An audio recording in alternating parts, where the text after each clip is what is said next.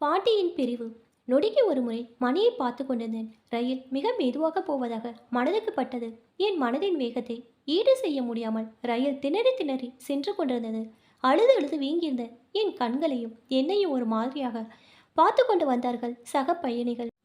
இவர்களுக்கு எப்படி தெரியும் என்னுடைய இழப்பு ஈடு செய்ய முடியாதது என்று? இன்றைய பொழுது ஏன் இப்படி விழுந்தது? காலையில் 9 மணிக்கு தான் அந்த கொடுமையான செய்தி அப்பா ஃபோன் செய்து சொன்னார்கள். இரவு உறக்கத்திலே என் பாட்டியின் உயிர் பிரிந்து விட்டதாக. எந்த ஒரு உடல் உபாதையும் இல்லாமல் என்ன ஒரு அமைதியான இறப்பு. 10 வயதில் என் அம்மா இறந்த பிறகு எனக்கு எல்லாமே என் பாட்டி தான். எனக்கு ஒரு நல்ல தோழியாக, அம்மாவாக, சகலமாக இருந்தவர். என் பாட்டியை நினைக்கும் போதே மனதுக்குள் ஒரு நெகிழ்ச்சியான உணர்வு. பாட்டியை நானும் எத்தனை கதை பேசியிருப்போம். எனக்கு இன்றும் நன்றாக நினைவிருக்கிறது அந்த நாள். பள்ளி முடிந்து சைக்கிளில் வீட்டுக்கு வருகையில் பயங்கர வயிற்று வலி. அழுது கொண்டே பாட்டியிடம் சென்று சொன்னேன். பாட்டி என்னை தனியாக அழைத்து சில விஷயங்களை கேட்டு ஊர்ஜிதம் செய்து கொண்டு கட்டி கொண்டாள். அவளுக்கு இந்த சடங்கு தீட்டுகளில் என்றுமே நம்பிக்கை இருந்ததில்லை.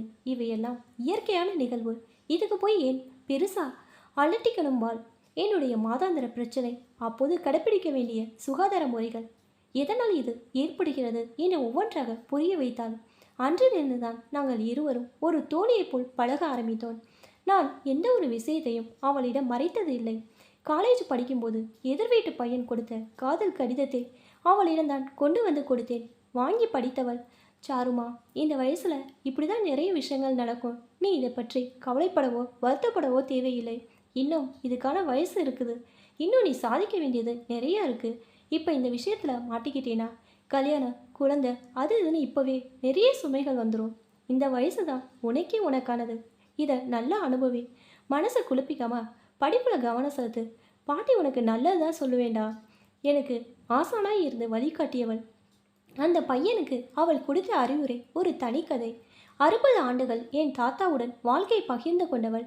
அவரின் சுகம், துக்கம், கோபம், சந்தோஷம் எல்லாவற்றுக்கும் ஊன்றுகோலாய் இருந்தவள். தாத்தா இறந்தபோது தாத்தா எல்லாத்தையும் அனுபவிச்சுட்டு சந்தோஷமாக தான் கண் மூடியிருக்காரு. யாருக்கும் எந்த தொந்தரவும் கொடுக்காம போய் சேர்ந்துட்டார். இல்லை, அழக்கூடாது என்று எனக்கு சமாதானம் செய்தவள் என் பாட்டி. இரும்பு மனுஷி. டிங் டிங். சென்னையிலிருந்து சேலம் வழியாக கோவை வரை செல்லும் நீலகிரிஸ் எக்ஸ்பிரஸ் தடம் எண் 2 உள்ளது. அறிவிப்பை கேட்டதும் எனக்கு திடுமென உணர்வு வந்தது. அவசர அவசரமாக பேக்கை எடுத்துக்கொண்டு இறங்கினேன். ஊரே சோகத்தை அப்பிக்கொண்டு இருந்ததாகப்பட்டது எனக்கு. திருமுனையை அடையும் போதே தூரத்து அத்தை கட்டி கொண்டு அழ ஆரம்பித்தாள். அவசரமாக அவரை உதறி கொண்டு வீட்டுக்குள் ஓடினேன். அதே புன்சிரிப்போடு என் பாட்டி உயிரற்ற உடலாக கர்ணை ததும்பும் அந்த விழிகள் மூடி இமைக்குள் நிரந்தரமாக இருந்தது. என்னை அணைத்த அந்த மார், ஊட்டிவிட்ட அந்த கைகள், ஐயோ இனிமேல் பார்க்கவே முடியாது ஓவென கதறிக்கொண்டு என் பாட்டியின் மேல் விழுந்தேன். காரியம் முடிந்து ஊருக்கு புறப்பட நேரம் துணிகளை எடுத்து வைத்துக் கொண்டிருந்தேன். இனிமேல் அழவே முடியாது என்னும் அளவு அழுது ஓய்ந்திருந்தேன். வெளியில் ஏதோ சத்தம் கேட்கவே சென்று பார்த்தேன். அங்கே ஒரு ரணகலம் நடந்து கொண்டிருந்தது. அப்பாவுடன் சேர்த்து பாட்டிக்கு 6 குழந்தைகள், 2 பெரியப்பா, 3 அத்தைகள். குழந்தைகளாக இருந்தவர்கள் இப்போது பெரியவர்கள் ஆனதால் அவர்களை தந்தரத்தை காட்டிக் கொண்டிருந்தார்கள். சொத்தை சமமாக பிரித்த பாட்டி அவர் இருந்த வீட்டை அப்பாவுக்கு எழுதி வைத்திருந்தார். இந்த விஷயம் அப்பாவுக்கே இப்போதுதான் தெரிகிறது. அதுதான் பூகம்பத்தை கிளப்பி விட்டிருந்தது. அது என்ன அப்படி ஒரு ஓரவஞ்சன அம்மாவுக்கு? பெரிய அத்தையின் அழுகை. நம்மளையும் அவங்க தானே பித்தாங்க. சின்ன அத்தை அப்பா எதுவும் பேசாமல் அமைதியாக எங்கேயோ வெறித்து பார்த்து கொண்டதால் பணம் பத்தையும் செய்யதான் செய்கிறது. உடன் பிறந்தவர்களை எதிரியாகவும் மாற்றுகிறது.